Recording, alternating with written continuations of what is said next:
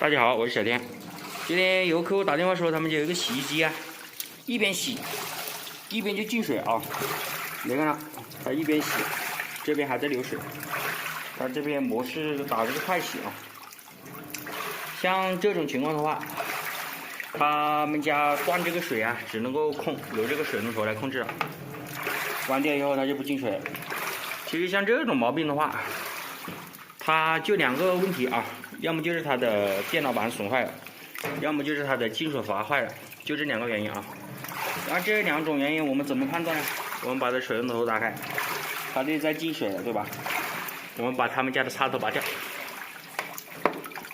像他家这种情况呢，插头都拔掉了还进水，那就是进水阀坏了啊。如果我们把插头拔掉以后，它这里不下水了，那就是电脑板坏了啊。就这两个原因，很好判断的啊。那么现在我们就把它这个前面这个盖板是可以单独拆的啊。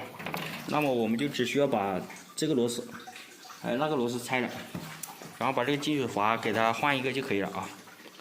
好，我们先把这两个螺丝拆了，把水龙头关了，进水管拆掉，然后我们把这个密封圈给它拿出来。螺丝拆掉，我们用力往上面扳就行了啊，把它扳出来。然后这个就是它的进水阀了。其实看啊，它这个透明的这个管子啊，都已经黑掉了啊。这应该是属于长期这个没有清洁保养嘛。嗨，其实很多人都有这种情况的，他也不会去拆的。我们先把这两个螺丝给它拆了，给它换个进水阀试一下。我们拆进水阀的这一根进水管的时候啊，这个地方我们直接用个钳子夹住，然后转两下就行了啊。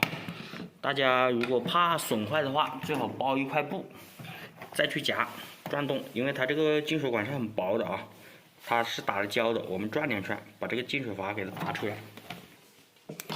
然后这个就是它拆下来的进水阀了啊，型号在这个上面。如果大家要配的话，直接到某宝客服把这个型号拍给他，就可以配到一个一模一样的啊。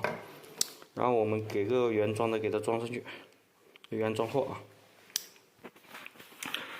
进水阀换好以后，我们把它的盖板锁了，螺丝锁上去啊，然后插上插头给它试一下。其实插不插插头，它这里都不进水啊，看到没有？龙头是打开的啊。然后我们开一下，看它进水正不正常。啊，哦，很黑，看到没有？这水很黑，就因为我们刚才拆动了啊，这是正常的。然后我们再暂停，看一下能不能够正常停止。啊，现在进水阀就受电脑板控制啊。好了，就是这么一个小玩意坏了，大家如果要配的话，就到网上去找一个一模一样的，有几块钱就行了啊。好了，这台洗衣机就维修完成了。大家如果还有什么家电方面不懂的，可以在评论区留言，我看到的都会第一时间回复的。感谢观看，再见。